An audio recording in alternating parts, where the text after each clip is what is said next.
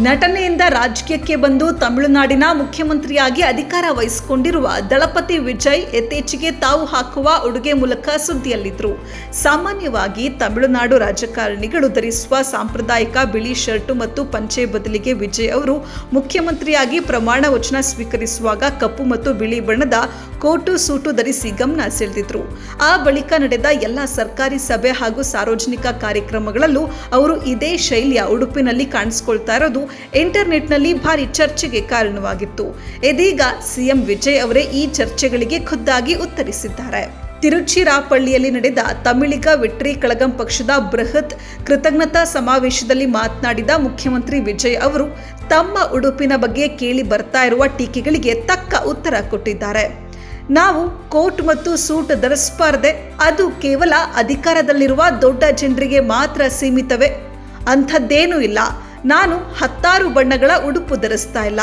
ನಮ್ಮೆಲ್ಲರ ಹೃದಯದಂತೆ ಕೇವಲ ಕಪ್ಪು ಮತ್ತು ಬಿಳಿ ಬಣ್ಣದ ಉಡುಪನ್ನ ಮಾತ್ರ ಧರಿಸ್ತಾ ಇದ್ದೇನೆ.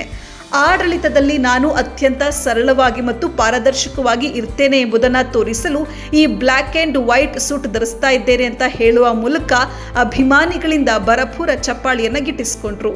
ಮುಖ್ಯಮಂತ್ರಿಯಾಗಿ ಪ್ರಮಾಣ ವಚನ ಸ್ವೀಕರಿಸುವಾಗ ವಿಜಯ್ ಧರಿಸಿದ್ದ ಈ ಕಪ್ಪು ಬಣ್ಣದ ಸೂಟ್ ಅವರು ಅಭಿನಯಿಸಿದ್ದ ಬೀಸ್ಟ್ ಸಿನಿಮಾದ ರಾ ಏಜೆಂಟ್ ಲುಕ್ನಿಂದ ಪ್ರೇರಿತವಾಗಿದೆ ಎನ್ನಲಾಗಿದೆ.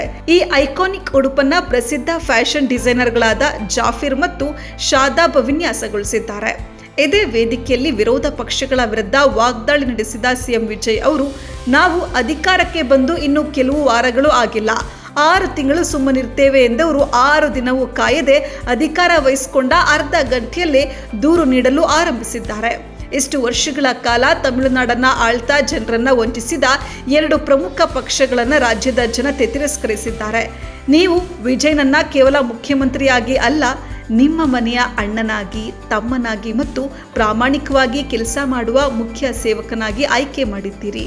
ನಿಮ್ಮ ಈ ಬೆಂಬಲಕ್ಕೆ ನಾನು ಸದಾ ಚಿರಋಣಿ ಅಂತ ಭಾವುಕರಾಗಿ ನುಡಿದಿದ್ದಾರೆ.